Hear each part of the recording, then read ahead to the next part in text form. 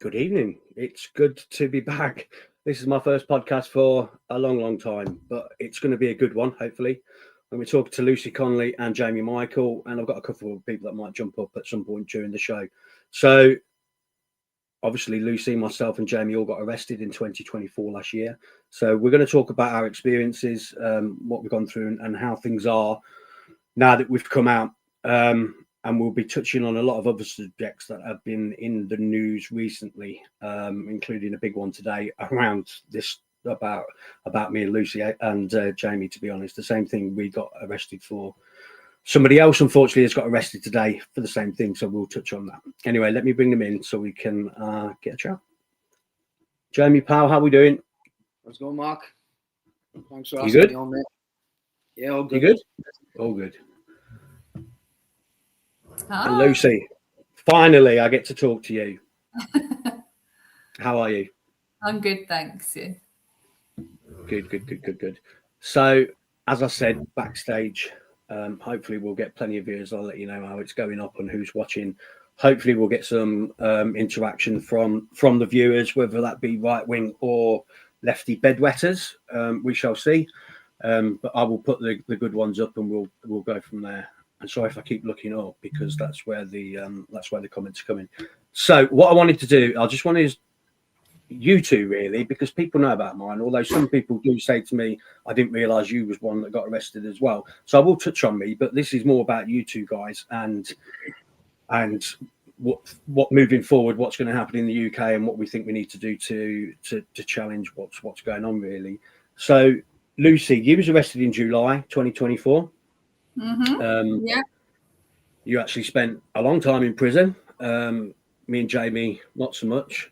Was it 10 months or a year or 12.4 months? Was it? Okay. Released in August 2025 for the same thing that me and Jamie got arrested. So can you just tell me and talk to the audience about what happened the morning that you got arrested and how things materialized from there? So it's actually the afternoon that I got arrested. So it came around 2-3 o'clock in the afternoon on the Tuesday. Arrested me, took me to Kettering police station. Apparently Northampton was full. There must have been a lot of people tweeting that day. And they released me the same night without charge. They said they questioned me about the tweet. I spoke to them about the tweet. Explained the circumstances, apologised, all of that.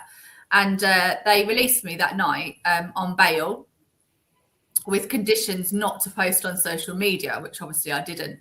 And then 2 days later, they miraculously found some evidence there was no more evidence and charged and re-arrested me again first thing Friday morning around 7:30, 8 o'clock in the morning on the Friday. And then I never came home for a year, just till over a year later. Now, you pleaded guilty, didn't you? I did. Why did you do that? Can you tell us what was going through your mind and what they were saying to you that made you believe that going guilty was the way you should have gone? Well, it was the advice from the solicitors the whole way along, right from the very beginning. They told me that they'd had a lad called Tyler Kay, who was also from Northampton. They were also representing. Turns out he'd shared my tweet. It wasn't actually my tweet. It was one he'd got off the BBC. The BBC had printed it. And then so he shared it from there. But he also was like encouraging people to go out in the riots, telling people how to dodge the police, goading the police, tagging the police in, saying that they'd never come and arrest him. They've only arrested me because I'm, a wife of a counsellor. So I didn't know this had all happened because this must have happened around the same time. I think I was bailed on the Tuesday and I think he was charged.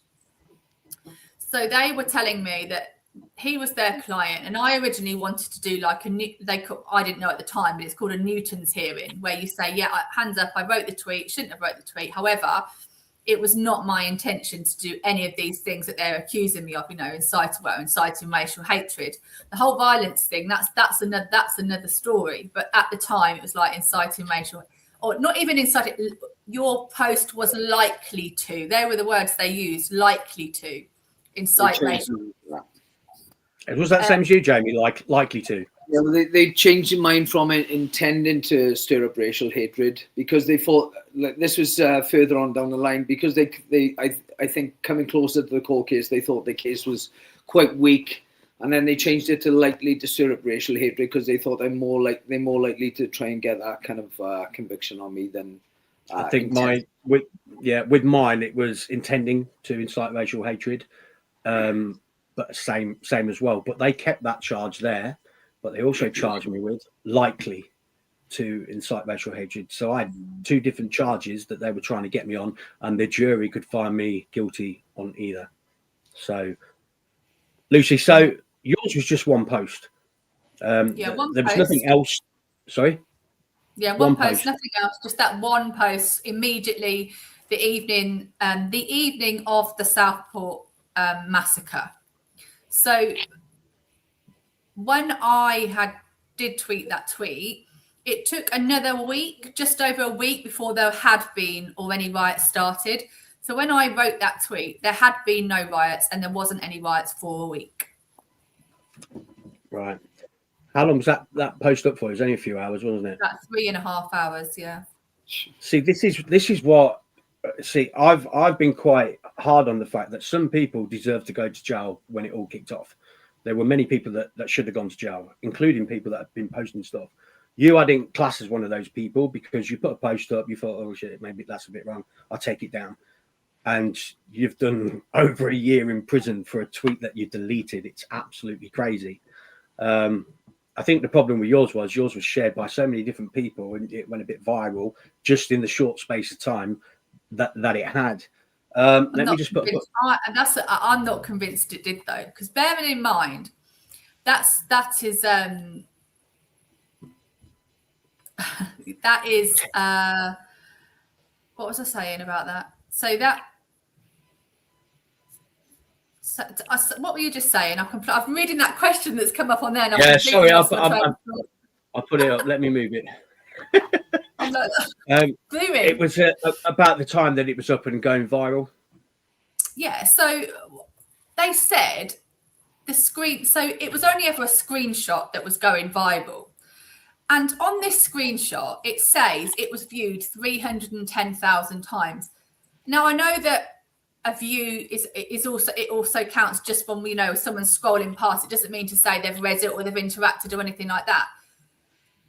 But I'll give you an example. I've had a tweet pinned on Twitter since I opened a new account in December, and it's been there since like the 19th of December. I've got 40,000 followers now as opposed to 9,000, and it still hasn't reached 310,000 views. Right. It's had a lot of interaction, and it's had an awful lot of interaction. So we will never know. I'm just going to ask you, why do you think it went viral? Because before, obviously everyone knows, but at the time before that, you weren't as kind of famous as you are now. So why, it doesn't make sense that went so viral, is it? Because I think it was a political takedown of my husband. That's what the aim was. Straight away it was, look at this Tory councillor's wife, look what she's saying, he's got to be racist as well. There wasn't any of those posts that I saw that wasn't referring to the fact that I was married to a Tory councillor. And there wasn't one post that wasn't politics was brought into it. Even the press could not report on me. The likes of the BBC, the likes of Sky, they couldn't report without saying Tory councillor's wife, Lucy Connolly. They couldn't just say Lucy Connolly. It was all about, being a Tory councillor's wife. I was just about to say to you, I think that's the reason why you've been made an example of. It is political. I think a lot of it was political. I class myself as a political prisoner. It was all of it. All of it was political. All of us were. Just look at some of the charges the Labour councillors have had, though, and I don't know if you've seen it. You've probably seen it going around on the internet. All the Labour councillors that have been brought up on bloody child protection kind of stuff, with the Labour councillors, is crazy. So many of them. Let's just go to you whilst you're speaking, Jamie. Your your arrest came after, was it a local MP contacted the police? Yeah, a local Labour councillor, Buffy Williams, and her telecommunications officer, Ryan Williams. I think it's not Ryan Evans. I'm not sure. I can't remember the name. But so yours was definitely political. 100%. They reported me after I made a video. I think the video I made was on. It was about 2 days after the attack, and I was calling on the community to come together to have a meeting to try and get some security in place on the schools and parks. And I said, you know what, we need to be going to the councillors, the police, the politicians, and do everything the right way. But I got reported, and they said, that I had terrorist intentions for that. That's what I was reported to have been having terrorist intentions by the local councillors. I watched that video, Jamie, and 12 minutes long, and you said in it a few times, this needs to be peaceful. I mean, it's actually in your video.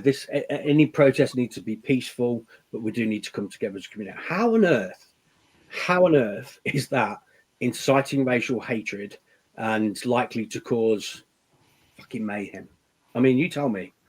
Well, they said as you know, when you go to court, they try and twist every little word. My transcript, because when I was in the police station, my duty solicitor could not view my video. He said it was just buffering. So he was telling me, look, they're trying to take things that you said and take them out of context. And I kept saying to him, what? And he was going, I don't know, I can't see the video. I said, well, what do you mean? I said, you got to be able to tell me so I can kind of defend myself. He said, look, I can't see the video. And the transcript they wrote out, obviously a written account of my video, they had changed a couple of little words. And one word they changed was the word they to I. And then it read, instead of they started a riot en masse, because I was talking about the riots that was happening at Leeds at the time, it read then that I started a riot en masse. And if the video doesn't work and they're going off the transcript, I've admitted in the transcript to starting a massive riot. Yeah. And they would not change that. I asked for that to be changed. They would not change that right up until the day of court. And they corrected it in court. We asked them multiple times to change it and they wouldn't. Can I ask you both? Did you both? Just so similar. Things that like you've just said about there, I'm like that. Yeah. Rings true with me as well. Can I both ask, did you both have duty solicitors? Yeah. In the beginning, yeah, but I swapped twice. So I ended up, my third one's with a free speech union. Yeah. I'm saying duty solicitor. It was quite funny. When I was in the police station, they said, do you want a solicitor? I said, well, it sounds like it, yeah. And a Muslim woman come in to tell me what she thought. And she said, because they had posted me with my tattoos and that to prove that I was the one posting. And I basically sat there and said to him, I fucking posted it all. I said, you don't need to try and challenge me on that. It's me. I posted it. And she goes, you shouldn't really be saying that. I said, why? I've posted it. I mean what I say. That's my opinion, nothing else. And then the next time I needed to speak to the solicitor, it wasn't her that came. It was ended up being my barrister that took me through the whole process. But it was quite funny that she turned up. Because in court they use my first duty solicitor was an ex-army white guy in the police station. But then the next time I had the duty solicitor, which was when I was in jail just before the day before I went to court, he had been swapped because he'd gone on holidays, and my new solicitor was a Pakistani Muslim. So, and he was kind of trying to say that everything I said was racist, or it could be looked at as racist. And then I had a bit of a rant about, our government that started wars in the past, and that's how the hate has started. And then he tried to talk me into having a mental assessment for my post-traumatic stress, and saying that my time would be much better in a mental institute than in jail. The time's going to go quicker. And I was just shaking my head going, wow.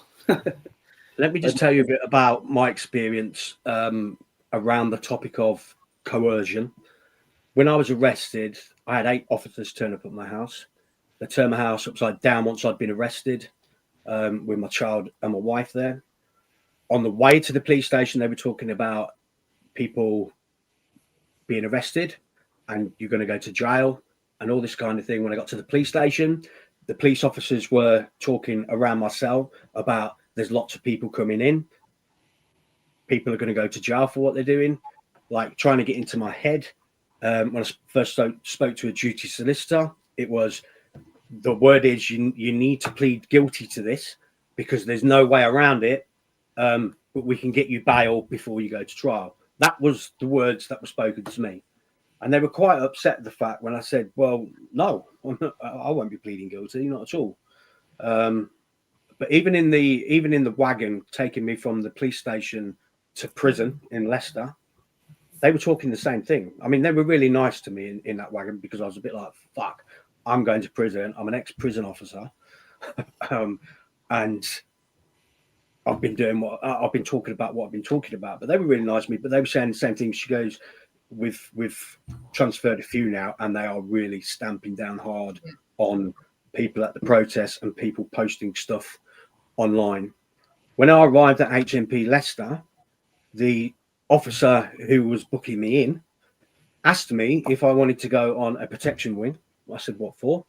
He said, the whole prison knows you're coming, and we have a big Muslim community in here. I said, just put me on the fucking wing. And he's like, and I said, how the fuck do they know I'm coming? How is that a thing? He goes, you've been in the paper, they know your name, you're the first one of these people to come here, you're like going to be like a celebrity. I'm like, oh, fuck's sake. And this was late on a Friday night. And obviously spent the night.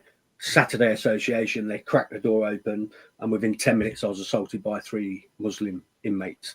And if my neighbour and a few others hadn't come in, it could have been a lot worse than what it was. So regards coercion and what you were being told, what you were being fed, what your thought process was, does that ring true to both of you, Lucy? Yeah, definitely. So it was, like I said, it was always a given. And did you two get bail? So you got remanded and then managed to get bail? I never got bail at all. So I was put inside. I spent about 2 weeks in there. I had to do a court hearing via camera because I was in a wheelchair because my health went, and I suffer from seizures when I'm at stress. So my life in there was terrible for the first week. I was in hospital 5 times. And I think that's the reason why I got bail in the end. But the first time was through county court, and they'd done the hearing, everything, and said, how do you plead? And I said, not guilty. They pretty much laughed at me on the thing, saying, as if to say, why are you doing that? Not guilty. And my barrister obviously asked for bail, which they refused. A few days later, because everybody that was inciting racial hatred was put on a higher scale so that people could be put in prison for longer terms. So that's exactly what happened. It then got put up to a Crown Court. So I had to have a Crown Court hearing, the same thing, not guilty, but I got my bail this time. But I do think it was because of the difficulties I was going through while I was in, and they knew about my situation in there. So I do think that's the reason that I got bail. I was then on bail for 6 or 7 months with a shitload of restrictions, not allowed to go on any social media. I had my passport taken off of me. I had a curfew. I had a tag on, all kinds of stuff. Was your bail similar, Jamie, to that? Yeah, I had a tag on, curfew, but up until I went with the Free Speech Union, and when I had my first meeting with them, I explained to them that I had a tag on, and they were shaking their heads. They were like, "What? Why have you got a tag on for?" They said, "It's an online offence." They said, "Do you want it off?" I said, "Yeah." I said, "Yeah, of course I want it off because it's shit, isn't it?" But and within a week it was off. So that just shows that was a load of rubbish. Because if they had got it off me, then the judge denied me bail in the beginning because he said he feared that I could cause further offences when I've had no previous offences. I did have a drink driving 15 years ago, but that was it. There was no reason not to give me bail. I wasn't a flight risk or anything like that. I got my own house and family, and he just said he feared that and I only tried to put my hand up in the court just to correct them because then they actually had the name of my video wrong. My name the video is called "This Is What I Think," and they renamed it to "This Is What I Believe," and I wanted to correct them on the transcript. I just put my hand up, and he said, this isn't a place for you to talk, sit down, because I must have stood up as well. And I just thought, wow, I couldn't even tell him that what they were saying was wrong. Like, and Jamie, I mean, we're guys, we're big and strong. You know, I've been a prison officer, you've been in the army, Marine, you know, but going to court is quite a fucking scary experience, isn't it? Yeah. Very. It's the most really daunting thing ever, you know. And the first time I was actually physically in court, I'd been in Peterborough, 2 days. They took me there the Saturday. I was back in Crown Court Monday. I was an absolute wreck anyway. Hadn't had any medication. I probably hadn't slept since I was been at the police station. I was still in my shorts and, you know, I did little denim hot pants and bloody vest top, because that's all the clothes I had with me until I got my prop. And I remember just sitting in the court. I just couldn't function. There was just... It's a good job they were asking nothing of me, only to confirm my name, because I just wouldn't have been able to do it. Yeah. it was tough. They're just eerie, quiet places, and you know, you can hear a pin drop, and you think, "Fuck." I've never been to a court before until that time, and it was quite daunting, to be fair. Yeah. So, Lucy, before we all butted in, then you asked us, you know, about our bail. What was you going to say after that? So I just wanted to know at what point you got bail, because obviously I was remanded immediately at the police station. They said, you won't be getting bail. We'll put you in front of the magistrates at 10 o'clock tomorrow morning via video link. When I met with the duty solicitor, he said, oh, I'll ask for bail, but you won't get it. That were his words. So he asked for bail. They said no. They said and interestingly enough about these cases, obviously our charge, the Section 19 public order charge, is an either or case. They can hear it at the magistrates or they can hear it at the Crown Court. But obviously, in my case, they said, oh, we're sending it to the Crown because this is just so serious, you know, so serious. But that's how my duty solicitor said to me that he said, this is what he said, Starmer is fast tracking them all to Crown Court. I was thinking, well, how has he got anything to do with it? You know, he shouldn't have any influence over the courts. And that's what I actually said to him. We've got plenty of people watching now. And what I will say to the people that are watching is we are more than open to answering any questions that you've got, not just about our arrest but anything about UK politics right now, what we actually think about Keir Starmer and the Labour government, about the way the UK is heading. Because unfortunately, even though we were arrested and we have been jailed and we have had a shit time of things, like the title of the podcast, we will not be silenced. And I think the same thing for all three of us has happened, is that when I got acquitted, the very first thing I did was jump on Twitter and I was like, this is me, this is what I've gone through, blah, blah, blah, blah. At that point, I used to talk about football and stupid stuff. A few thousand followers, exactly like Lucy. And it just went from there. GB News, I was interviewed by Jim Ferguson, I was on Dan Wootton's show, and my following has gone and gone and gone. So yeah, if you've got any questions, ask them. I'll try and get them up and we'll try and answer them for you. People are asking about Holly. We will talk about Holly shortly, because Holly, if you don't know of her, she was arrested this morning for exactly the same thing as we had, but we'll talk about that in a second. I've got a guy coming on who's a good friend of hers that will come and join us on the panel actually and talk about that. Let me just put this up. Sorry, guys. I just want to work through a few of these. So this has already been asked, you know, for Holly. So Holly's on everybody's mind, obviously. Jamie, I don't know if you saw that one. Anne Harris says, hi, Jamie, and all. She obviously knows you better than me and Lucy. Holly's now, I watched a video earlier and they said they're in contact with the Free Speech Union. So hopefully she'll get represented by the Free Speech Union lawyers, you know, and as you know, they're a different ball game. Yeah, absolutely. You all need to legally challenge the remand decision. Something stinks here. It's pointless with this government in. We know it doesn't matter how many people tell me the judiciary is independent and Keir Starmer didn't have anything to do with it and Herma didn't have anything to do with it. Bollocks. That is not true. They did. Courts don't work this way ordinarily. And to top it off, Starmer made that statement. He went on telly and he told everybody, I will make sure you all go down for this. I will fast track you. Da-da-da-da-da. He wanted the heat taken off of him.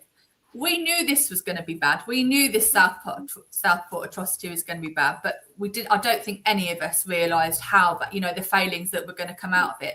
They did, though. They knew that from the start. So he was just trying to take the heat off everybody else. Absolutely. Absolutely. My duty solicitor said 3 things to me. He said that if you had said this a couple of months ago, it would have been a lot different. And he also said that Starmer is fast-tracking these to Crown Courts. And he also said that, what was the third thing he said? Oh, I've gone blank now. But yeah, he said them 3 things. So he definitely had something to do with it. My solicitor said to Ray, something happened in the court. I think it was after my plea hearing. I was by video link. I wasn't in the court. And the judge said something and Ray was fuming, like livid. So he went into the solicitor and he said, what the fuck just happened there? And the solicitor answered, what do you expect when we've got a dictator in charge? So they all knew. They all knew what was going on. And in my solicitor's defence, as much as I don't think he did a good job and he stitched me up, I just think he knew he was onto a loser anyway. I think he thought they're hammering these people, regardless of how good our legal representation is, etc. And, I think he was just thinking, I'm just going to try and get damage limitations here. Yeah, DMS. Sorry, Jeremy. DMS 84 has been quite active in the comments, and he's just said it's all corrupted to the core. He was gleeful about the whole situation, the spineless coward. Absolutely correct. Now, when I came out of prison, instead of being silenced, it put a hunger in my belly, and I went after. I've been quite active since then, but I put my story out there that I was coerced, and there was immense pressure for me to plead guilty. But the one thing with my case is I was never going to plead guilty with intending to stir up racial hatred, because I never intended to do fuck all. All I was doing was putting my opinion out there on certain things. And through the 100 posts that they went through the week-long trial, every time I took the stand, it was like, show me where I've incited racial hatred. Show me, because there's not one post that you've got on mine that you can say that I'm trying to incite anything. They're all opinions, my opinion, and we live in a free speech society, allegedly. And that's what my barrister went with. And he was quite good, my barrister, to be fair, in the end. But I mentioned about coercion, and the messages you get, like, don't be so fucking stupid. Nobody was coerced. You're all racist bastards, and you're all this, you're all that. They're relentless, aren't they? Can we agree?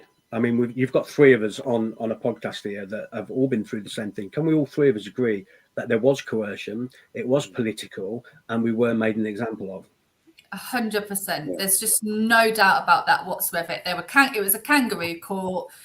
We were coerced. I believe I was illegally remanded. They had no grounds not to bail me. I had never been in trouble with the police before. I'd never been arrested before. I, had a home. I wasn't a flight risk. I don't have a passport to another country. I'd already been bailed with conditions not to post on social media and rearrested, and I didn't break those conditions. That's again another story where the CPS released a statement to say that they'd found further racist tweets both before and after the offending tweet. Well, given that they'd bailed me and put conditions on me not to post on social media, and I hadn't broke those bail conditions, how on earth did they find racist tweets after the offending tweet? I do not know. It was lies, and they had to retract that statement and they had to change it. But the damage had already been done. I've actually just had my SAR request come through to the CPS. I haven't even started going through that yet. Lord knows what I'll find. I don't know how I was remanded or even it went to court, because three policemen viewed my video in the investigation, and all 3 of them said that there was no racial hatred in there and there was no crime in there, and yet it still got pushed through to the Crown Court. So that's what I'm really questioning, and that's what I'd like to get to the bottom of, was who pushed that through to the Crown Court, or who had that influence, who had that power. And also that tells you with sentence-wise, like I said, magistrates can only give up to a 2-year sentence, and often that's suspended or community service. Crown Court starts from 2-year custodial, doesn't it? So that tells you that they intending, it didn't matter on anyone's circumstances, they were always intending to give people hefty sentences. I was adamant from the start. I said, look, I'm not going guilty. I said, tell me what I said. And he kept saying, look, I can't tell you. The video doesn't work. I said, well, I said, I'm not going guilty. And he said, look, I've looked at a couple of cases so far, very similar to yours. And they, he roughly said similar things. And he said these both, the few that he was talking about, said they're looking at, they've had 3-year sentences. And I said, look, I'm not pleading guilty. And he was like, look, I think for now you need to go no plea and have a good think about it, because this is a big chunk of time that you could be adding on to your sentence. More or less saying, he's saying you are going to be found guilty. But it's up to you how much time. Seeds in your head. They're putting seeds down your head. You're not guilty. You're not doing what they're saying that you're doing. But the amount of pressure that was put on everybody to go guilty was fucking diabolical, really. Also, from my point of view, straight away, the solicitor went in with, well, Tyler Kay got 37 months. He lost his 33% plea credit because he went Newton and got found not guilty. So at that time, at that moment, I did not know even that 37 months didn't mean you didn't serve 37 months. To me, that was 37 months. I'm not familiar, well, I am now, with the system. So I didn't know that as a rule, you only serve 30-40%. And a lot of the cases you get tagged after, certain time anyway. So to me, he didn't explain that to me. He just went, Tyler Kay got 37 months. And I'm thinking, fuck, Edie's at home. I can't stay in prison 37 months. And, and he basically said to me, and if you go down the same route, exactly the same is going to happen to you, and you're going to get a 37-month sentence. Yeah. I mean, my barrister said to me, when I said I'm going not guilty, are you sure? I mean, he was all right. The second one was actually all right. And he was like, look, you do what you need to do.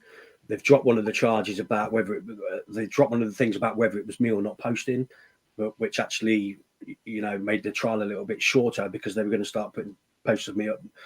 I put a post of me having a bacon sandwich for lunch, which was just me having a bacon sandwich for lunch and me showing people my bacon sandwich, nothing else. And so I said, it's me. You don't need to try and prove that it's me. These are my posts. This is what I put, and they're all from me. But I'm not pleading guilty to something that they're charging me with. And he said to me these words, if this goes wrong, Mark, you could be looking at over 4 years. And I said, well, I was told 5. It's in God's hands. So let's just see how it goes. And there we were. So the people that are saying there was no coercion, don't worry about that. You're all racist fucking bigots. You should have been locked up for longer. I'm pretty sure I could get another 5, 6, 7, as many people as you like that have been to jail after Southport because of this, and they will all say the same thing about coercion, because every single person identical. Yeah. The two lads I went in with, they got both given 3 years, and they were heavily coerced. I know the both of them. And one was a veteran as well. Yeah, Cameron Brown was supposed to be on tonight, and some good news from her. Really, hers was just awful. All she did was film something coming out.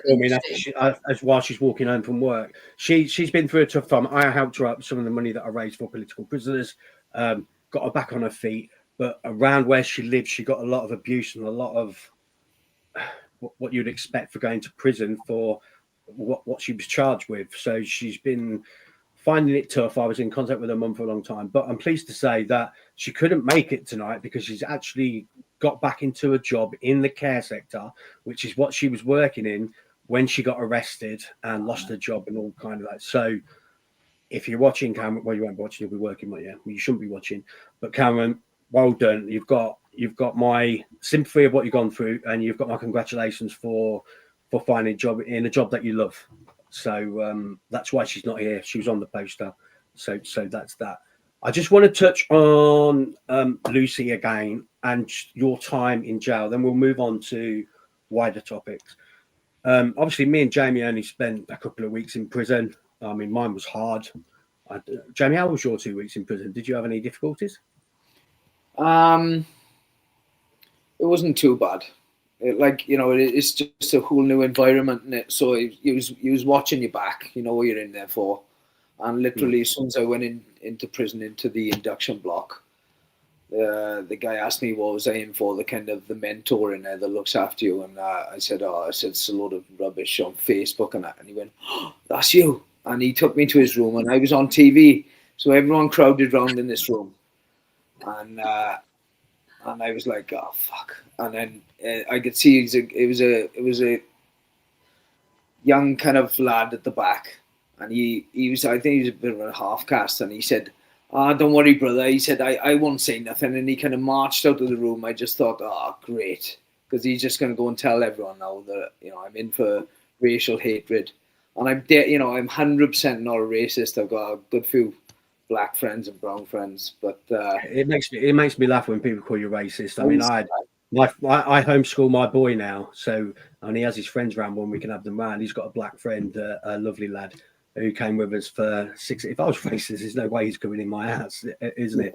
It's just the abuse you get from all the lefty fucking bedwetters because you've been in a situation where you've been made an example of. It's hard work. It is hard work to fend it all off. But ultimately, we're right.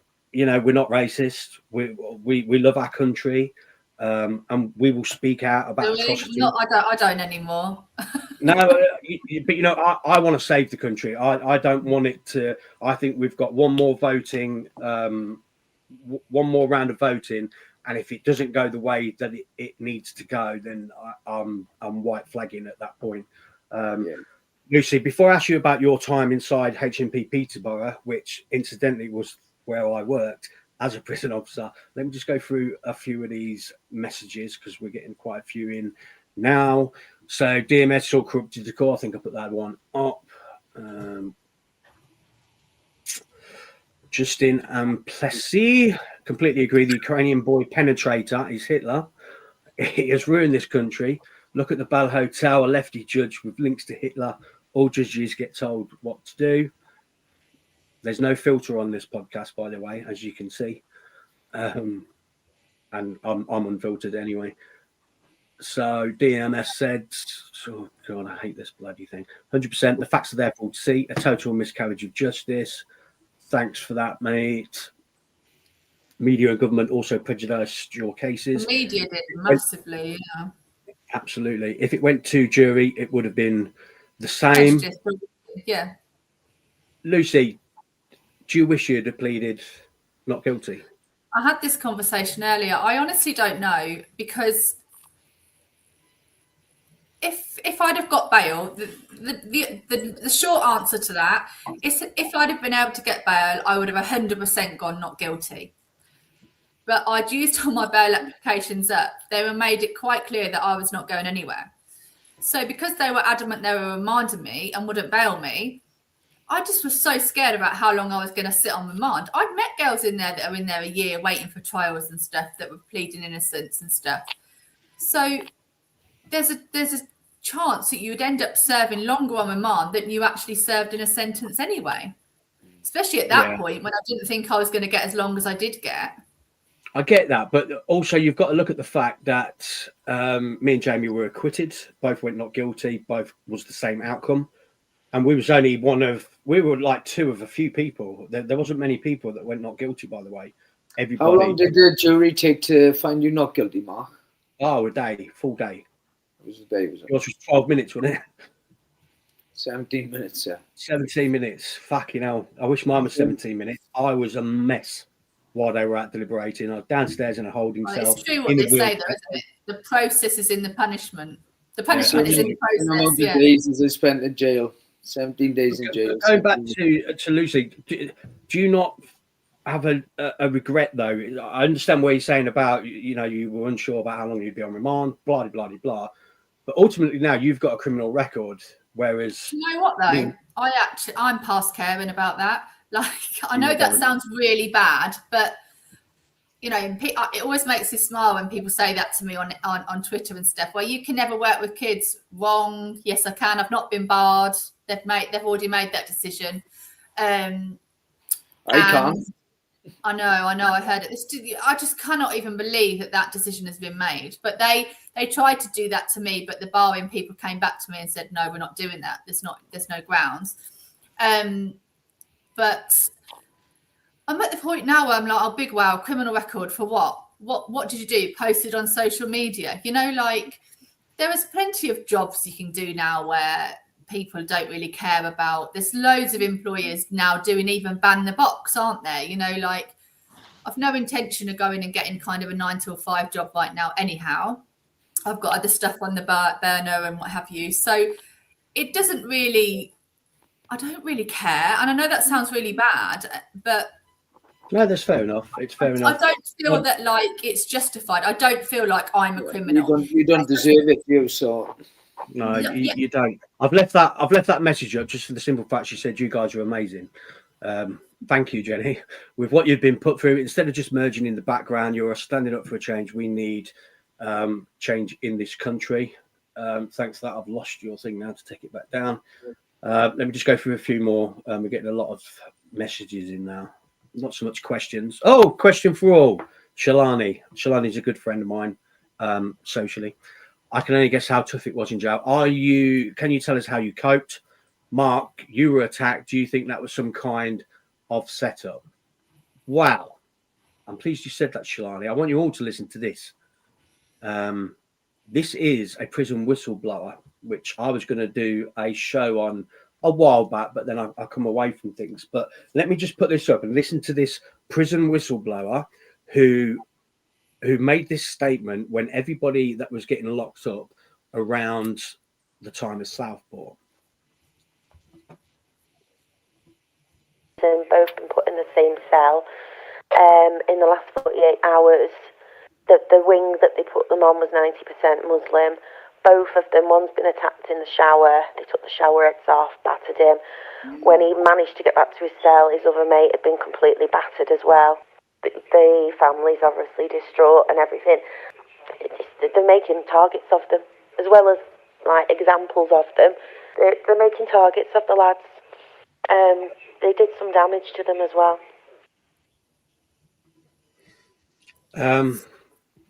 Mad, eh? And that's from a prison officer at the time, whistleblower. What's your reaction to that, Jamie? Yeah, shit. No, I think I don't know, because there was a lot of foreigners in jail. I never had any trouble though. Never had any trouble. I just kept myself to myself and kept my head down.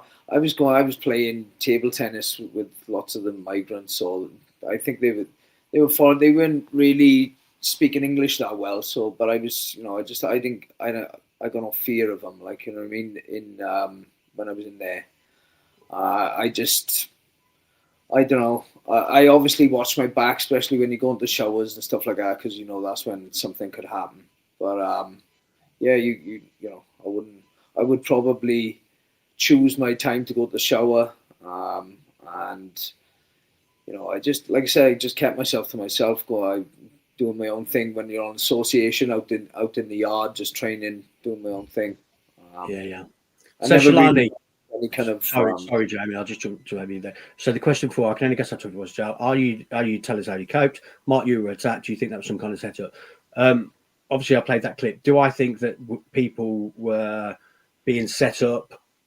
Yes, I do. When I went, as I've already told you, when I went in, I was told, do you want to go on a protection wing? No. Why would I want to do that? Because people know you're coming.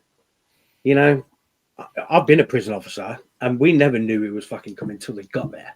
I know how the system works, and it baffled me when I was there. Like, what the fuck's going on? What are you talking about? So, was it a setup? Yeah, I think we've all made examples of.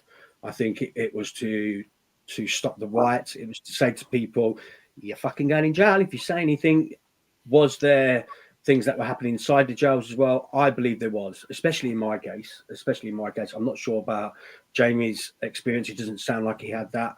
Well, one of the lads I went in with, he was, he had something like that going on. And I don't want to say anything about it, but because he's still on kind of license and that. But yeah. Another question then. They are forcing lefty views and us down to their ways, correct? Best YouTube channel. Pretty you don't do more than this. Thanks, Craig. That is really appreciated, my friend. And I will start doing more. I've had some good guests on in the past. Lawrence Fox, Leilani, Charlie Mullins, I love interviewing. But I've been looking forward to this one for a while. And I've got a bit of a buzz back for it, doing the research for this show today. Read a couple more. The UK justice system is a joke. Illegal immigrants can rape white women and children and get a slap on the wrist. And someone gives an opinion on things and gets tougher sentences. We talked about this before we came on air, Lucy, didn't we? That how the fuck are immigrants raping, molesting our children and women and walking away with like 2 or 3 months or sometimes a slap on the wrist? Suspended half the time. Yeah. Shalani said, well said, Jane. Well said, Jenny. Oh, that must have been the post, and another one from Shalani saying, "What the fuck?" That's they get him bail as well, because the guy who done the terror attack on the synagogue, he was on bail for rape, wasn't he? How can you get bail for rape? And I couldn't. Yeah, exactly. He was out. Yeah, right. He was. Yeah. For Facebook posts, but he could get bail for rape. And it is. It's wrong, mate. It's all wrong. Andrew, thanks for your comment. 100% set up to stop us speaking up and out against the real issues in the UK. Islam, totally agree with you, mate. Islam is a cancer not only to the UK but to the world. They are being sacrificed for Islam. So a lot of people think exactly the same things and are not afraid to say it. What I want to do at this point is a young lady got arrested earlier today. Holly England. She got arrested for exactly the same thing as myself, Lucy, and Jamie did. I'm going to bring a friend of hers on, and is he a friend of mine? I'm not really sure. Let's bring him on. Now, yes, the Viking, he will either turn up to your door on a Saturday morning at 7:30, yeah, doing it the big licks, or he'll be doing security work somewhere. Yeah. Viking, welcome to the show. Thank you. You're a friend of Holly's. Yeah. You spoke to her today. Yeah. What can you say? Best word for it, and I think Jamie will probably get this. She's a bit shell-shocked at the moment. Obviously, Lucy, you might get it as well. Obviously, nice seeing you both again as well. Hope you're both good. And you, Mark. But yeah, I would say she's shell-shocked. There's so much input going in, and she can't process it at the moment. Obviously, she's had her phone taken off her, and she is now just trying to process everything that's coming through. She's got access to her social media, so she is still receiving things. But yeah, it's just trying to accept everything that's happened. And then obviously she's overwhelmed, from what I've heard, with the amount of support that she's actually got of people. Even though this has just happened, everyone is jumping in to try and help her as much as they can, which I think is brilliant. Absolutely. And I presume, Jamie, Lucy, you didn't have that sort of support, neither did you, Mark, when it all happened. I did. I had a fair bit of support, to be fair. I did. It was really good, to be honest with you. Then I've got no mates. I've got no mates. I'm a bit of a cunt online. So, no support for me. What I will say is this: is that I've spoken to one of Holly's friends today after she put a tweet up online, basically saying the same thing. Holly's hands are tied. There's not a lot she can say or do. But what we can say is we can talk about it. Holly England was arrested this morning by Essex police. Shame on you, motherfuckers, Essex police. You should hold your heads in fucking down in shame for what you're doing, and the rest of you corrupt police forces across the UK for locking people up and making an example of them in front of their children, for speaking out about the atrocities that is going on in the UK every single fucking day. She had a reason to be protesting. She had a reason why she was out on the streets, because of something personal that happened to her involving illegal immigrants. So she was arrested for the same thing as everybody else was. So I'm going to text Lucy. She said she's frozen. Are you still frozen, Lucy? Yeah. Yeah, your picture is. Just log yourself out and come back in. Log yourself out and come back in, and I'll bring you back up. Oh no, I've gone big screen now. Don't like that. Yeah, neither do I, to be fair. So Holly was arrested for the exact same thing myself, Jamie, and Lucy was arrested for, inciting racial hatred. I don't know too much about what's been going on. What I do know is she's going through a lot. The support she's thankful for. It's really wanted me to get involved and help her, so that's why I reached out to a friend. So hopefully I'm going to have a chat with Holly, and I'm going to push the support does mean a lot. Like, it does really mean a lot. It meant a lot to me, and absolutely. I mean, you're getting arrested and those sort of things happen, but they're arresting people that are not used to the police. People being arrested. I've been to the police station before. I've been arrested before, so that part of it didn't really bother me.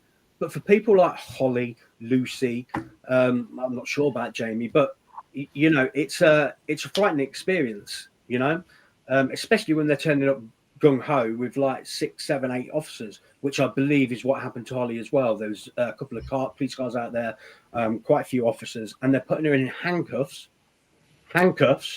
in front of her children. And they knew, and they knew she had young children. This is what annoyed them about them with me. They turned up in the summer holidays at 2:00 in the afternoon, knowing full well I'd have a house full of kids. Could they have not come first thing, and they almost revelled in it, revelled in the inconvenience of it all, and like making a mess, and I had to call parents and get Ray home, and they were like, got hearts on over checking CRB documents and paperwork for my kids and stuff, and I'm like, what the hell has this got to do with you? Yeah, absolutely. I've got a young child. He was like, what the fuck's going on? He was scared. I was in jail. He's missing his dad. My wife's having to cope with everything. She was fucking stressed to fuck. So it doesn't just affect the people that are getting arrested for these non-crimes, for speaking a view in what it should be a free speech society that we live in, without crossing boundaries. And I don't think any of us did cross a boundary. So Holly, when you get to listen to this, if you listen to this, all that kind of thing, you're going to have a lot of support. You've now got my support. I'd love to have a chat with you. I know that there's protests going on at the weekend, which I'd actually like to get to and see if I can do some live streaming from there. I know some details. If it wasn't on my license condition, I would go there on principle, just Absolutely. I'm going to make an effort to get there because this is getting out of control.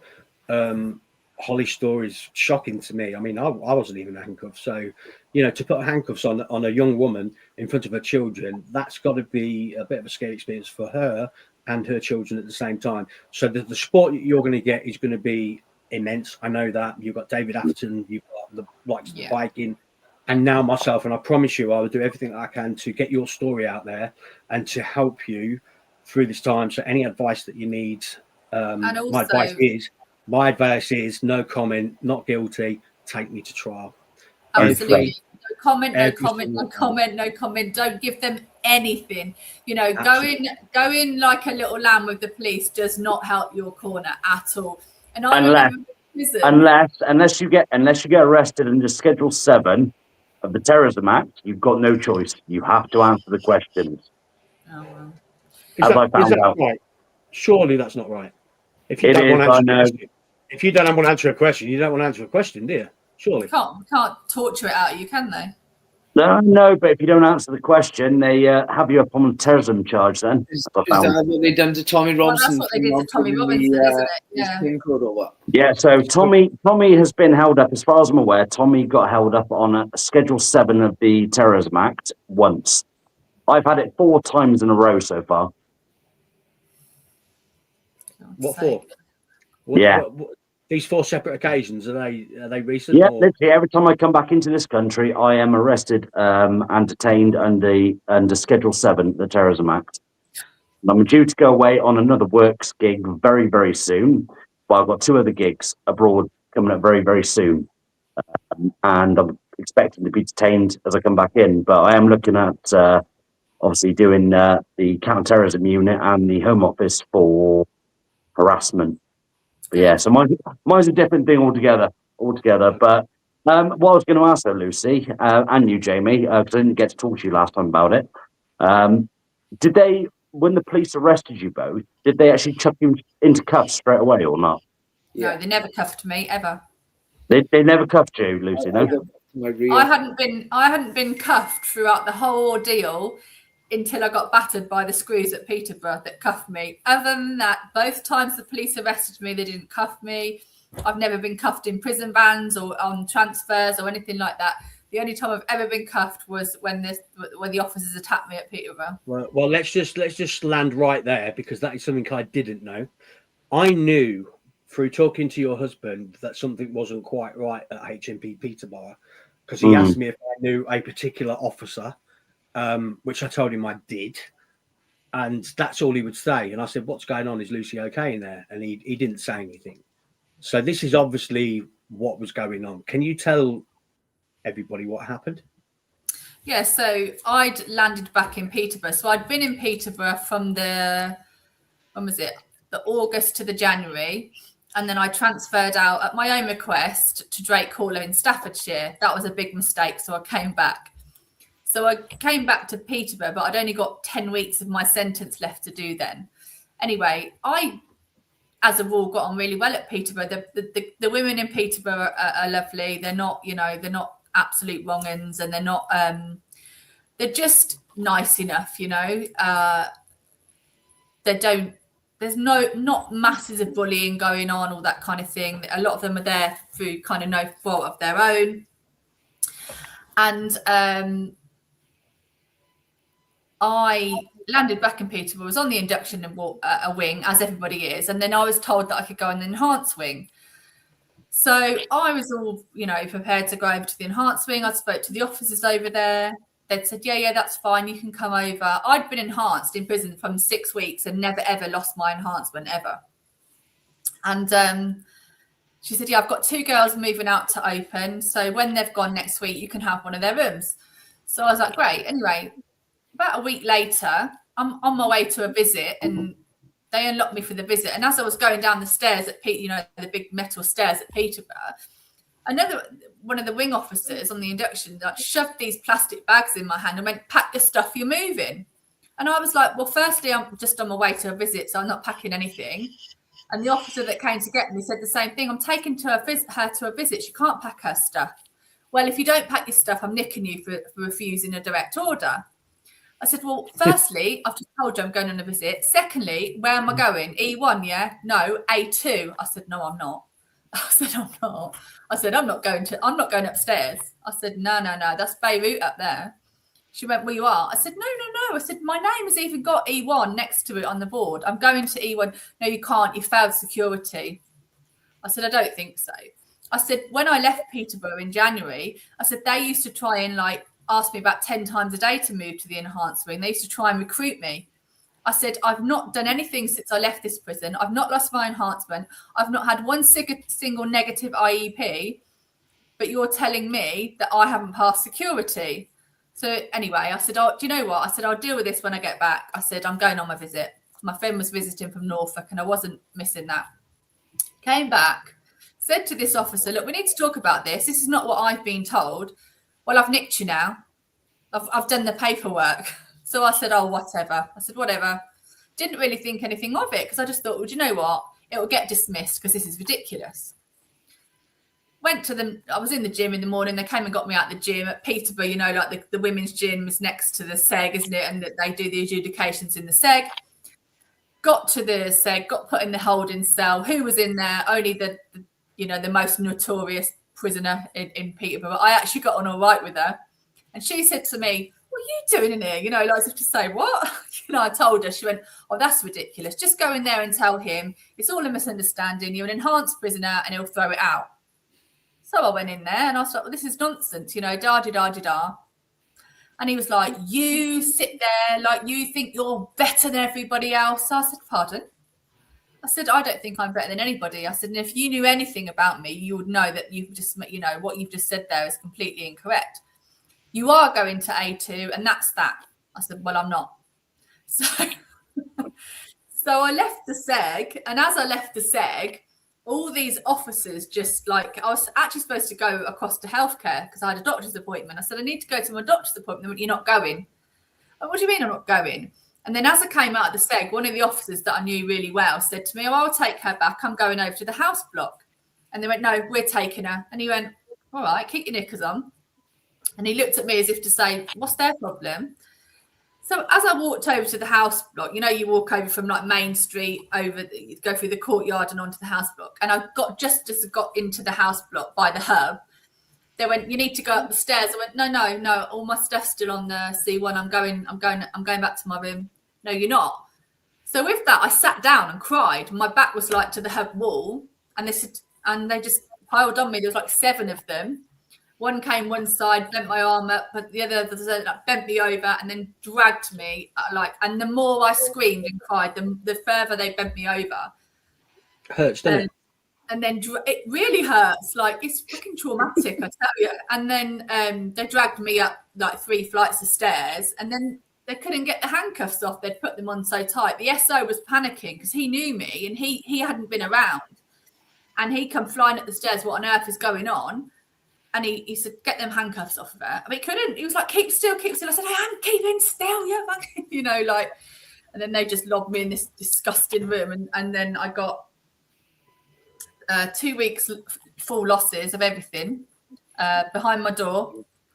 No canteen, everything. Lost my enhancement. Got that back quite quickly, though. Yeah, they proper hammered me that day. All because I just said, I've been told I can go to enhanced and you want to put me on A2, which is the wild wing. And a girl had just died on there as well, literally just died. And I was like, oh God, you know, like. Look, I'm sorry you went through all of that. You know, that shouldn't be happening. It was horrific. It was absolutely, it was so bad. One of the officers that did that to me didn't know me and I didn't know them. They were upstairs officers, and I'd always been downstairs at Peterborough, and I've always got on really well with all the officers there, and I always felt really safe. And like I said, the girls there are nice, you know. Even the ones that are bad are not, you know, like they're nice enough to everybody else. Yeah, so I was really shocked, and it really shook me up because I went back there because that's where I felt safest, and then like. It ended up, it wasn't the prisoners I was watching my back from. It was the staff. It was almost like the staff already had it imputed because of your political views or your. The governor. I say governor loosely. You know how it works. They have tin pot managers that think they're governors that hold the adjudications, and he was Asian actually, and he never liked me. I was going to say, was he Asian? I think you probably know what I'm talking about. I do. And yeah, he's never liked me. He's never had a conversation with me, which is fine. I don't care. But like, as a governor, as a manager of a prison, you're supposed to be unbiased in every adjudication that you do. He clearly wasn't. You know, the things he was saying to me, I felt like saying to him, stop watching the BBC. You know? Yeah. I've been through training of control and restraint, so I know how much that hurts. It was definitely personal, 100%. I was 100%. What it would have been, Lucy, is there would have been officers in there that were desperate to twist you up and hurt you, just based on who you were. It's as simple as that. Yeah, but the thing is, though, another one of the officers that knows me well, that now works in the gym. He said, I cannot believe they have done that to you. He said, you wouldn't be able to pay me to put my hands on you because I know exactly what you're going to go and do. Everybody and, you know, like kick up. He said, Jamie, was there anything like this when you was in jail? Sorry, Jamie, was there anything like this when you was in jail? Or yours was pretty... Well, I was put in the cell. The last cellmate I was with was really awkward, and I didn't get on with him at all. And he was vaping a lot. I weren't sure if he was smoking his spice. I'm surprised you're allowed to share with racism on your charge. You're not normally allowed to share, high risk. You are, sorry. I'm surprised you were allowed to share. Yeah. Yeah. This one lad, I'm sure he was smoking that spice, and I was getting paranoid then that I was going to get drug tested because I was living above him. He'd have the TV on all night as well. And it's not nice sharing it. It's not nice sharing a cell, is it, Jamie, with somebody taking a shit in the middle of the night? Yeah. Luckily, I never ever had to share ever. I was high risk because I was high profile, so I never had to share. I had a single cell. It was fucking he was vaping all the time. Cockroach running on the floor. That was my friend for the first night. I had to kill him on the second night because he was doing my fucking head in. But yeah, they're not nice places to be. But luckily, I had a single cell, so all was good. Yeah, this guy was vaping all the time, so I just thought I got to try and get out of the room with this guy because he was completely. I'm sure they put me with him because they put me with him. I came back from court when I pleaded not guilty, and within an hour or two, the couple of screws came into the cell and said, "Do you want a job, lads?" And I hadn't even done any induction or anything like that. I was thinking, "How can I get a job if I haven't done induction?" So they put me with this guy. And I knew they put me with this guy because he was going to try and wind me up and because I had one more bail attempt and they knew that. So I think they wanted me to have a fight so that I couldn't get my bail. Oh, they did that to me the whole way through. He was trying everything. And I was saying to him, look, I can't be in the cell with him. He's vaping so much. I got a type of blood cancer and it can make you short of breath. So I was saying, look, I need to have a different cell with someone who doesn't smoke. And they were saying, look, the jails are full. You can't swap with no one unless they said someone else wants to swap. And then him and his partner would have to want to swap. And they said, so you just stuck with him. So I after about the second day, I stopped talking to this guy because he was purposely trying to wind me up. And I was thinking of ways of putting him to sleep without anyone knowing because he was really, he was proper having a go at me all the time. Not having a go, but he's trying to wind me up. He was proper. Jamie, you being a bootneck, mate, you know the ways, mate. You know the ways like I do. I just want to do something quiet, but I just in the end I just shut my mouth and I literally it was really awkward because I was in the room for another about 3 or 4 days and I just didn't talk to him. I just got a message from the missus saying that I've been talking over you all, so I do apologise if that is the case. I didn't realise I was doing that. You're being really rude, mate. You're being really rude. I'll be really rude and remove you in a minute. So anyway, you're getting a lot of love, Viking. Not from myself, but you got these people. Oh, come on. Bristol Patriots.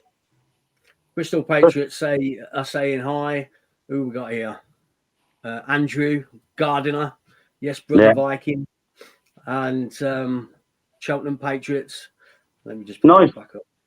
Cheltenham Patriots, love you, Viking. Thank you, everyone. Minor celebrity, mate. Don't. I hate it with a passion. As me and Jamie have spoken before about this, but you can't even go to the toilet without someone coming in going, "Hey, you're that guy, ain't you?" And I guarantee, Lucy, you have that problem as well. You can't even walk down the road now without somebody noticing you. Yeah, but it's all not. Everyone's always nice. So no one's ever mean. I don't. To be fair, I rarely get anybody being mean to me. Very rarely. Only Mark. Mark is the only person who's mean to me. Jamie's nice to me. But let's be honest, Viking. Yeah, we won't tell the full story, but there's a reason why I'd be mean to you. You know I like you, and we've sorted that shit out. We're good now. We're good. I got you back. As this comment says, Viking, Patriots stand together. Yes. We are all family. We are all family. Exactly. Dustin, I've physically seen two-tier policing on our protests in Bristol. They are quick to protect the hotels and those illegals inside. But when it comes to protecting our women and children, they do nothing. I was expecting, because I've been posting about this podcast for a while, and I've been beckoning the lefties to come in and ask some questions and show your face. And I haven't seen one yet. So if you are a bedwetter and you're watching this, do ask questions so that we can put it on you as best as we can, the same as you do us in the fucking DMs and comment section of whatever social media site that you're on. You're all fucking spammers. Darting again. Yeah, Daniel, that's why they wanted her to kick off. That's true. I'd actually love to talk to you about that, Lucy, about which officers were involved, because I've still got contacts in there. I know who you're talking about, Governor Wise. He's a prick. But the SO, I'd be interested to know who the SO was. I think I know who you'd be talking about. The SO knocked some girl up while I was in there. And do you know what they've done? It's moved him over to male side. Oh, absolutely. Honestly, HMP Peterborough. It was when I worked there. It was relatively new. It had only been there a couple of years, and my journey through there was quite quick. I ran my own wing. I was an SO before I left. I was part of the riot squad. I was doing really well. Squad. The riot squad, love it. And I was doing really well, but then I left, and quite quickly a lot of people left the prison, and there was only a few people that I know still left in there, and they said, "Mark, the fucking prison has gone to shit." When I moved out to Drake Hall, I was waiting to be shipped out in reception, and I was chatting to the SO on reception, who I got on really well with. He was lovely to me when I came in. Off air, I'll tell you who that was. And we were chatting, and he said, "If it's any consolation, Lucy, they treat us like cunts as well." That's madness, absolutely madness.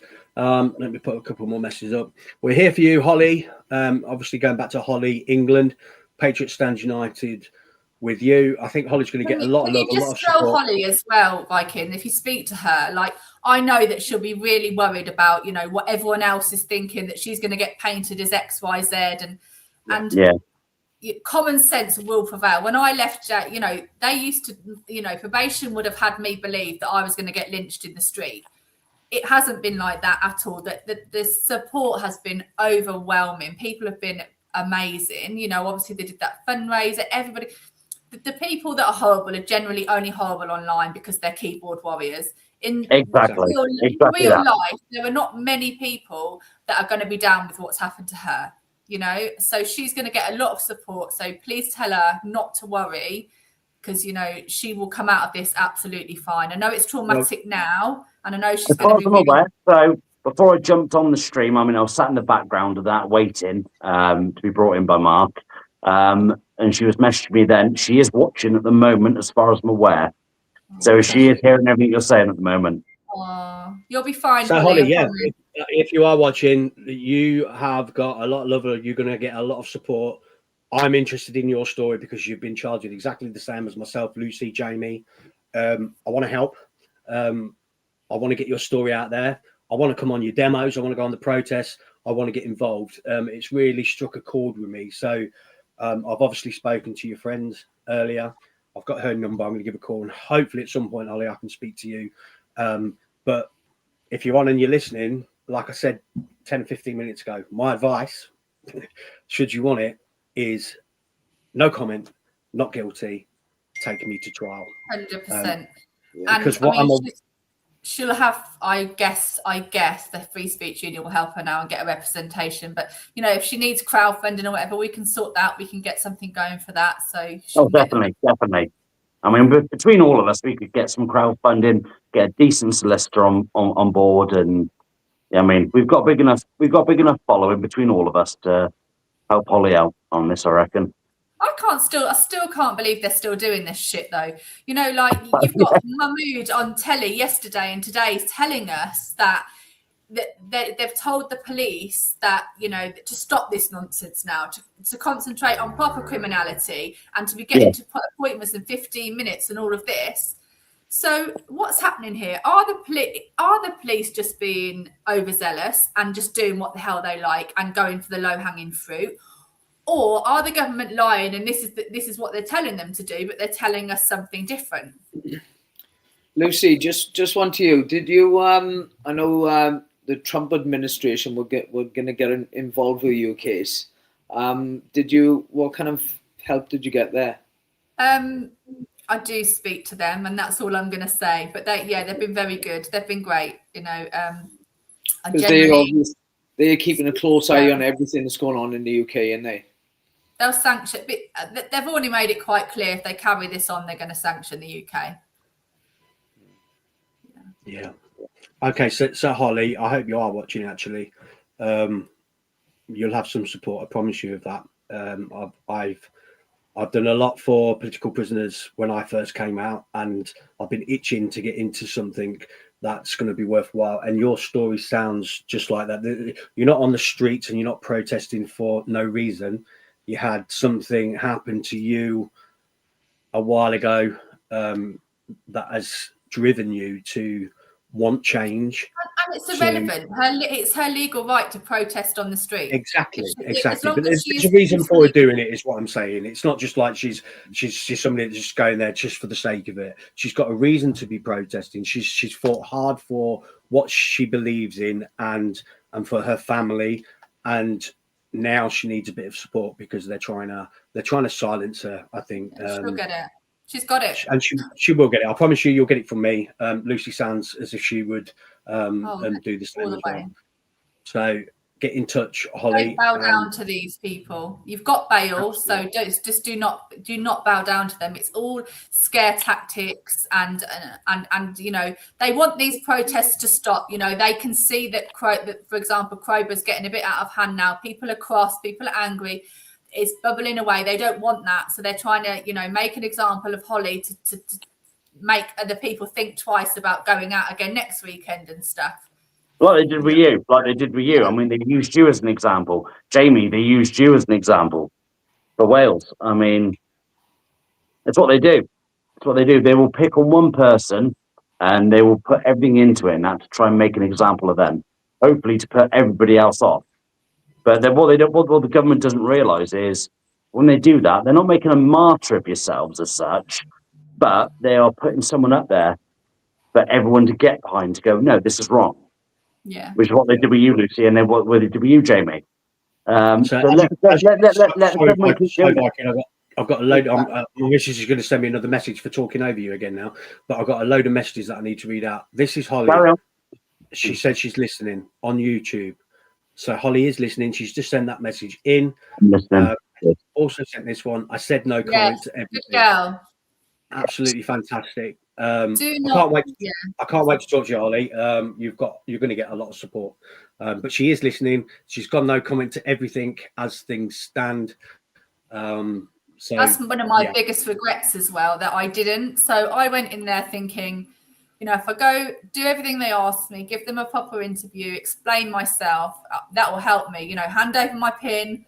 And, you know, when I got to prison, but I'm obviously not familiar with the system. I don't know this. I don't know that the police twist things. If you do, you know, everything that I said in good faith, that got twisted around so badly that it would have prejudiced my case so badly. They had to retract it and change. The police and the CPS did have to later down the line change their statement, but it was too late by then, wasn't it? The BBC had already reported that I hate immigrants, and that's what I said in my interview, and I said nothing of the sort, but that's what they twisted it round and proved, you know, and they later had to backtrack, and they've answered my complaint, and I've got in writing from the police that I said no such thing, and they've listened to the transcript, and I said X, Y, and Z. But I didn't think for a minute that they would ever do that, but that's exactly what they do. And then when I got to what do you mean you gave an interview? No, always no comment, always no comment. What do you mean you gave them your PIN, you idiots? You know, I was like, well, I didn't know. How come the media don't get in any trouble for trying to incite hatred towards yourself by telling them lies? Like, you know, how come they can't get held to any kind of accountability? Well, because you know, they are. I feel like the police have thrown the CPS under the bus with the response that they gave to me. They were like, "Yeah, you're right in what you were saying. It wasn't us, it was them."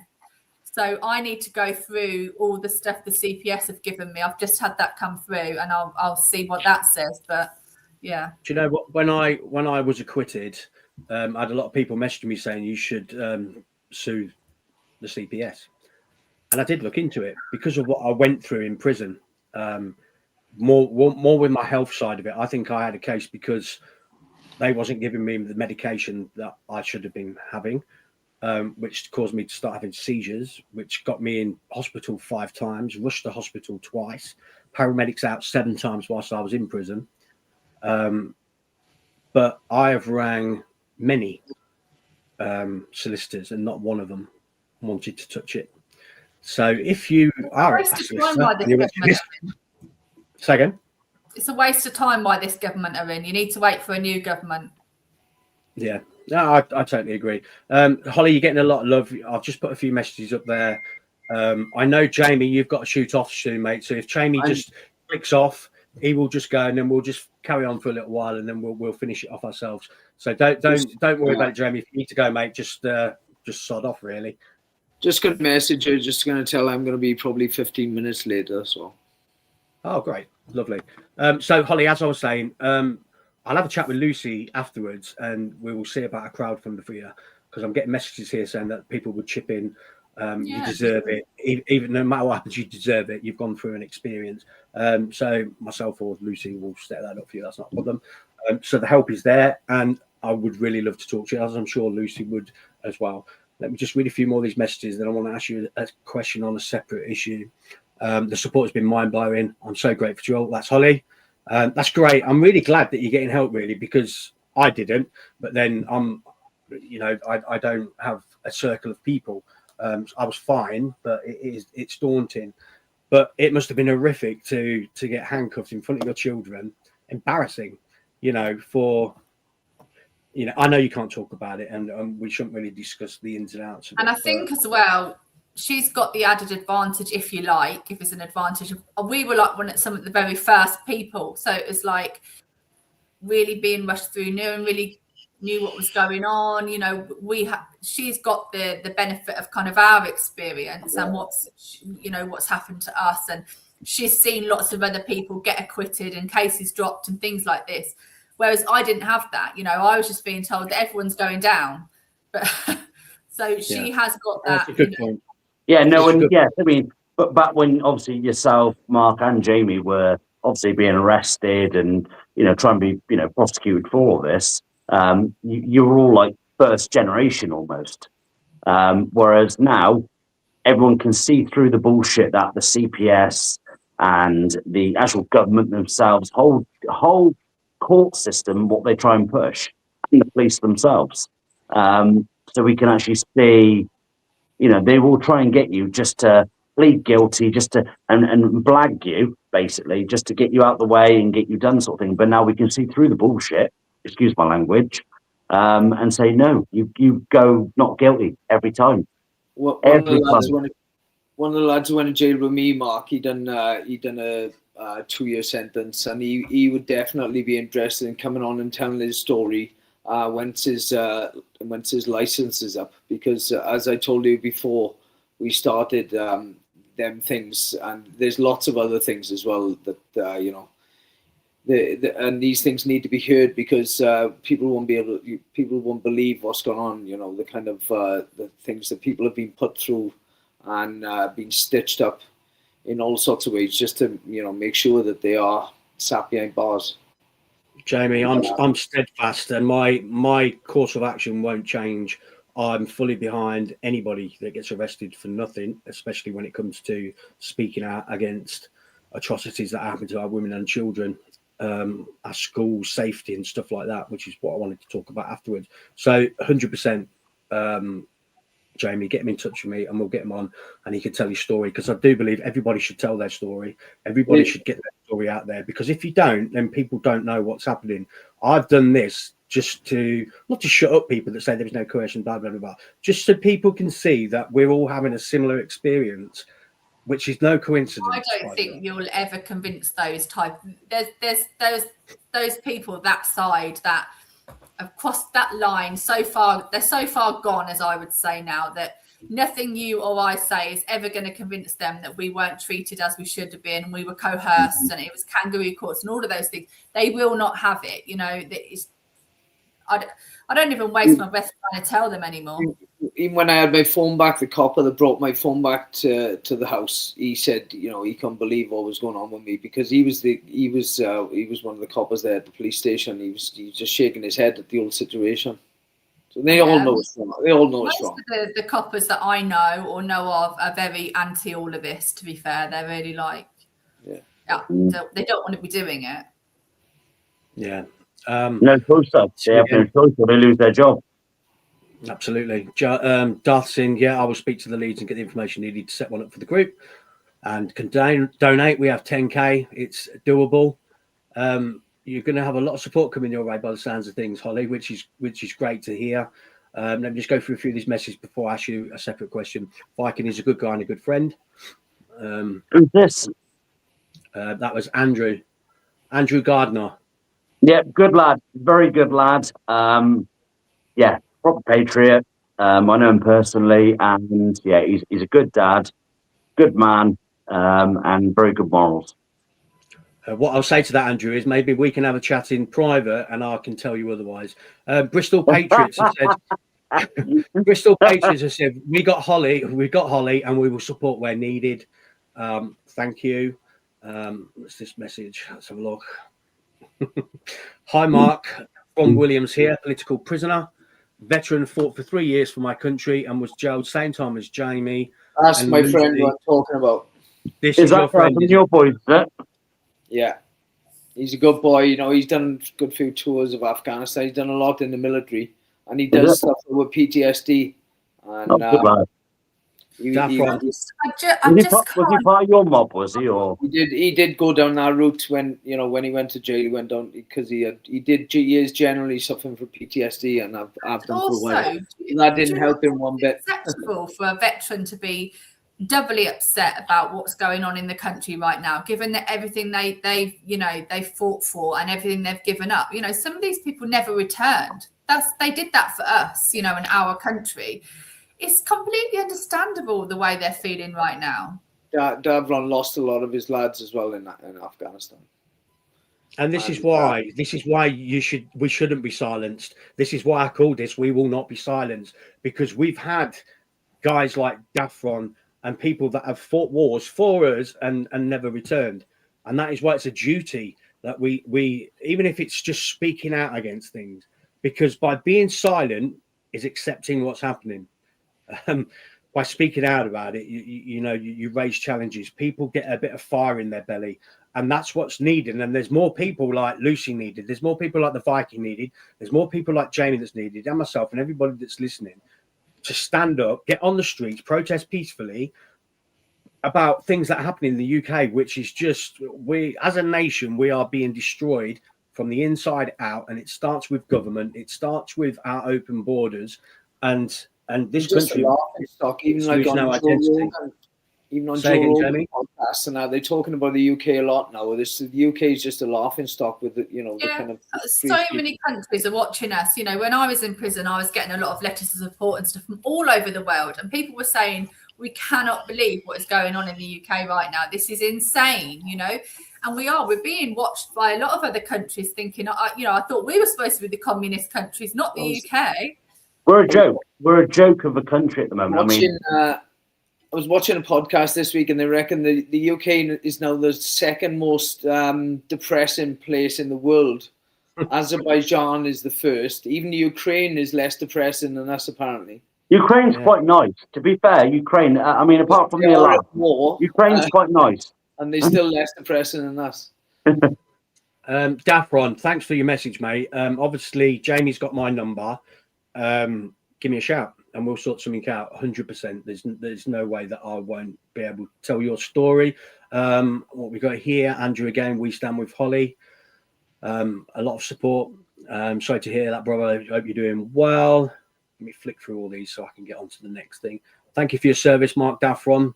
Already getting support, mate. We will get you on here, and we will. He's the one I was talking about earlier that the judge Elon Musk posted about, because she had jailed him, and about a month before she'd let a paedophile walk free. You're joking. Fucking crazy. There you go, Jamie. He's put a message saying, I'm watching. He's watching, Jamie. He said, well done, guys. Thanks for that, Daffron. Let me just get a few more of these, and then we can move on. Viking. The Viking can vouch for us. We are a good group. Is that right? Is that Bristol Patriots? Yeah, Bristol Patriots. Yeah, they are through and through. Bristol Patriots. I cannot represent enough. Honestly, Bristol is literally a lefty hellhole. Is the best way of saying it. It's run because the universities and the colleges. Bristol is very much a stronghold for left-wing ideology. It's terrible place. And then you have a small group of right-wing or centralists trying to fight back against them, and I cannot praise them enough. Honestly, great people, honourable people, and they want the best of the country. Yeah, let me put this next message up because this is quite concerning, actually. So somebody sent this. Elaine James has said, as you are talking, Crowborough locals, which is the place where There was protests at the weekend. I do believe that Holly was involved in this. Holly, if you can just put a message to it, I think that's with you. Crowborough locals are getting knocks on the doors for the crime of protesting. So No. if that is happening, yeah. No. Police were knocking. Did you not see the video circulating on Twitter earlier that they knocked on this lady's door in Crowborough and they were like, "We understand you were at the protest." She was like, "Yeah." "Are you going to the next one?" She's like, "Yeah." "Oh, can you tell us?" No, and they were asking all these questions. And he said, and the police were saying, "We just want to help you. You know, we just want to make sure things." It was so, it was just so transparent. It wasn't even funny. And Weird. so have they not got better things to be doing with their time than going around the streets, knocking on doorbells, asking if they're, ringing doorbells, asking if they're going to attend next week's protest? But this is why they've done what they've done to Holly. It's intimidation. It's intimidation. They're trying to get the numbers down. Go to that protest, are we going to get arrested? That's exactly what they're trying to do, and it's exactly. Because as long as you are peaceful, and as long as you're not abusive and aggressive and all of those things, you're legally entitled to go and protest for what you believe in. Exactly that. Sorry, Viking. What I will say is, I was speaking to Holly's friend earlier, and she put a tweet out earlier about that the protests are going ahead, but because of Holly's conditions, they can't protest in a certain area. So they will be changing the area. My advice is, if you are still watching, and Holly, which you are, is do not release any of those details publicly or anywhere until probably 24 hours before. Catch the police on the hop, because that's what they're trying to do. They're trying to knock on doors and find out information, find out who's going, see what the numbers are going to be, and intimidate people to stay at home, essentially. Would you agree, Jamie, Viking? Yeah, fully. Jamie, maybe please. they need to know how many stand up to racism people they got a bus in that day. Jamie, what's your thoughts on that people are getting knocks on the doors for the people that were attending the protests at the weekend? Yeah, well, it's just trying to scaremongering again, isn't it? Trying to stop them numbers turning up in the protests. It's just they know the word will get round that people are having knocks on the door, but you can't stop. This is why all us lot haven't stopped talking since this happened to us. You can't stop. But what if we do stop? What we got coming is a lot worse. Our only way of resisting at the moment is a protest and speaking out online. We can't stop that. If you stop, they're gonna proper take the piss, I think. Yeah, I believe so. Right, I've got a couple of questions. I know you're going to be going soon, Jamie, and we need to wrap it up really. But what I wanted to ask you and get your opinion on was, do you think that we are one more Southport away from civil war? And I don't say that lightly. Lucy? I hope not. That's not what we want, I think I remember when there was, after the Southport riots, they did an investigation, didn't they? So, for want of a better word, the police and the outcome of that was it was always going to happen, irrelevant of what was said on social media, etc. That this was always going to happen, and the police were unprepared for it. I don't think this is going away. I don't think that things are getting any better. If anything, they're getting worse.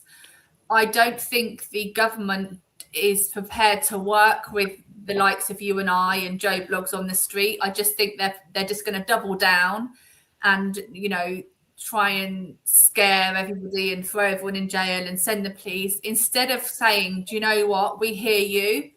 Let's fix this. Let's fix our country. What can we do, to make you all feel safer? How can we fix this?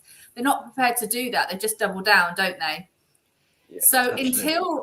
Until the government are prepared to work with the people that they serve, I don't think this problem's going away. They're not, though. They're just going to work with the World Economic Forum, and they're going to take orders from them, and this is just going to get worse and worse. And they're not going to listen to us at all. That's what I believe. Jamie, you just hit the nail on the head. You just hit, as soon as you said the World Economic Forum, we all got arrested last year. And I shared an article going back before Christmas that there's I can't remember if it was in the Daily Mail or somewhere else, but they said that the prevent or the police are looking at 900 people in this country that could potentially do school massacres. I mean, how are we even got them people walking around? If they could potentially do that, they shouldn't be walking around. Yeah. That's what I mean. Why have you got what's happening in how Southport? many? Well, How many Axel, different- well, look at it this way. Axel, sorry to cut you off there, Lucy. Axel Rudabakana was referred to prevent 3 times. I know. Right. This is what I'm saying. With this case, I knew it was going to be bad. I knew there were going to be bad failures, but I could never imagine actually how bad and how badly those children and we were all failed by the establishment, by the government, time and time again. And how many more of him are out there that are, That we don't know about. They should be held accountable for the head teacher that was told she couldn't. She was told that she couldn't write. She raised major concerns, didn't she? And she was told she was profiling a black boy. Yeah. And who was the little girl that got murdered by her father? The really little pretty Asian little girl. Yeah, I know you're talking about now. Awful case. And the same thing, the neighbours knew something awful was going on and they heard stuff, but they were too scared to come forward because they were scared of being called racist.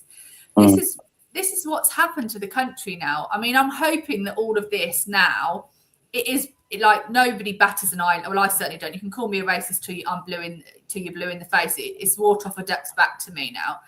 So I'm hoping, if nothing else, that's what all of this has caused. People no longer are bothered or worried about being called a Nazi, a racist, a bigot, and all of those things, because they know that that's the first insult that these people throw out. That they can't see a reasonable, they can't have a reasonable debate or see anybody else's side.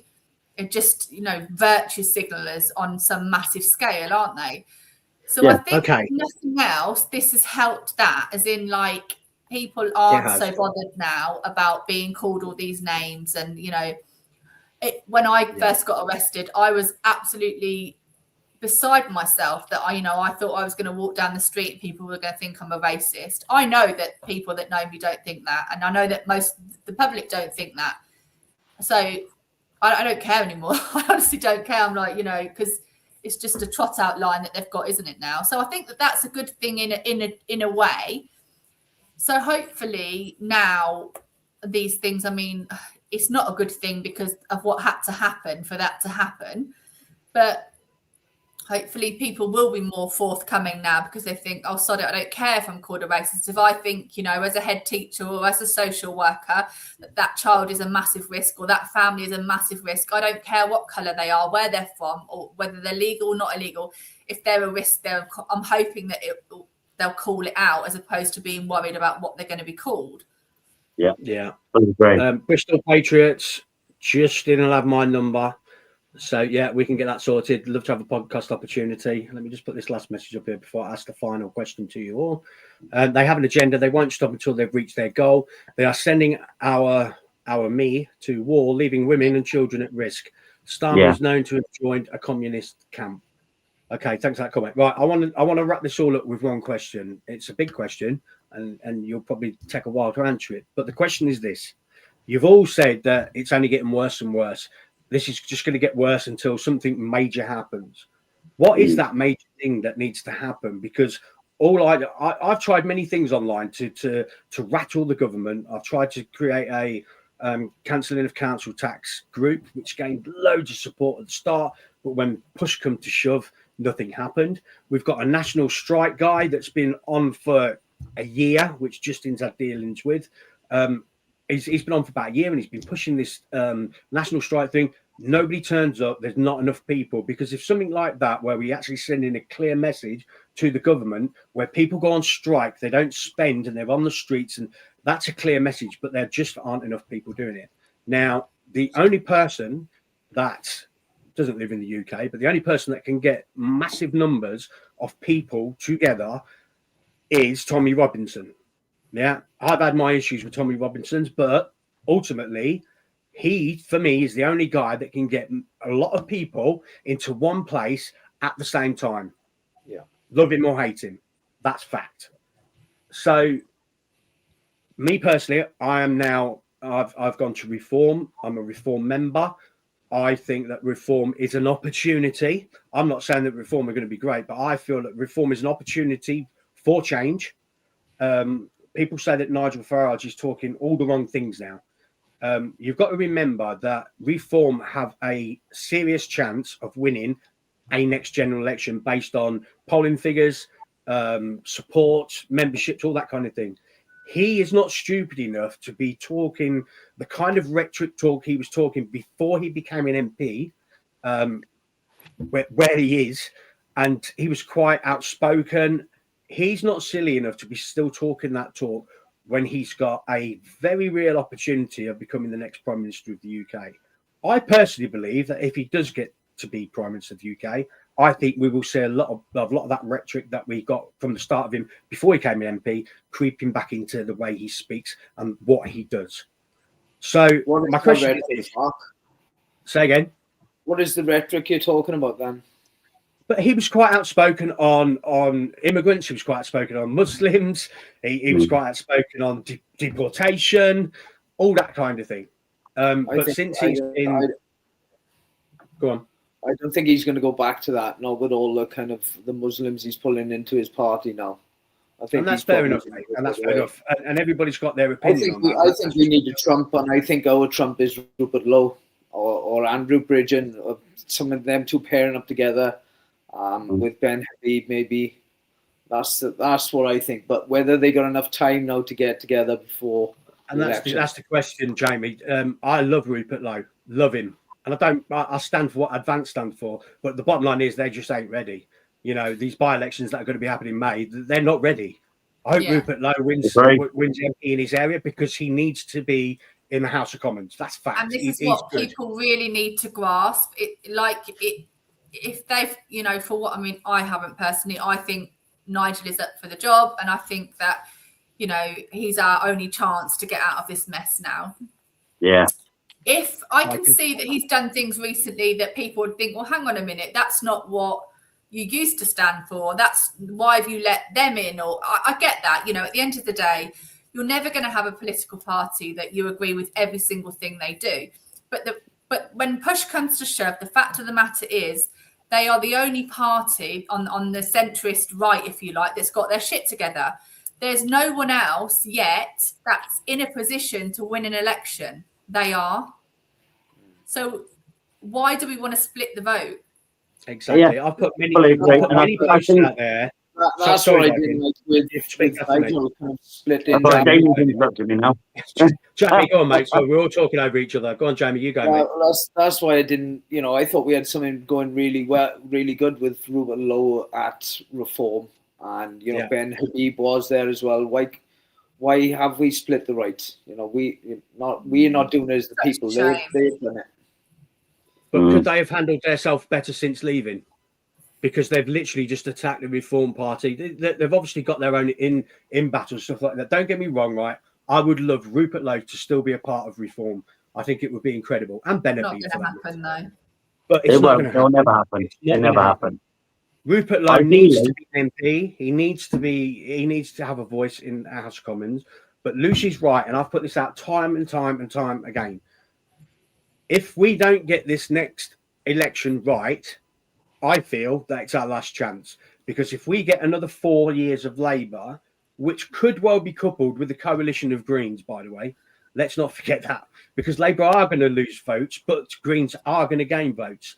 If the right don't get their shit together and just fucking hold their nose for a little while, and vote tactically and get Reform in, by all means, once Reform are in, if they fuck up and they don't do the things they said they were going to do, I'll be voting Advance. Simple as that.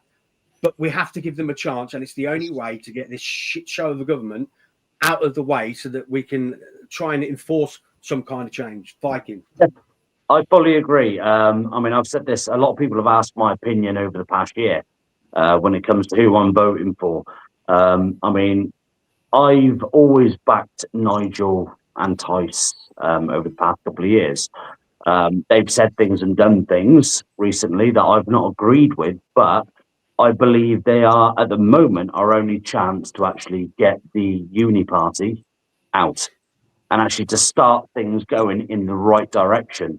What happens after reforming it in, we can decide, but we need to get reform in first, then we can vote in, hopefully, a decent party. I'm hoping like Ben Habib and everyone, even Nick Tanconi, even, I'm going to reach out there now and even say Paul Golding, everybody just get together and become under one right-wing party or a right-leaning party, even with Nigel Farage himself, I'll be doing the same.